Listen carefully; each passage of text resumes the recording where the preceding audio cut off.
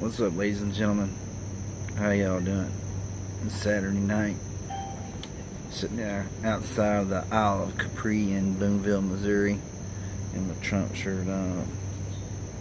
I'm gonna come on here and sing a little jingle for you. This is gonna be funny. I think so, anyways. So, as I own a Chevy Silverado, a '97. And it's pretty red, so I'm gonna sing this little song. So here we go. My truck's better than your truck. My truck's better than yours. My truck's better because I own it.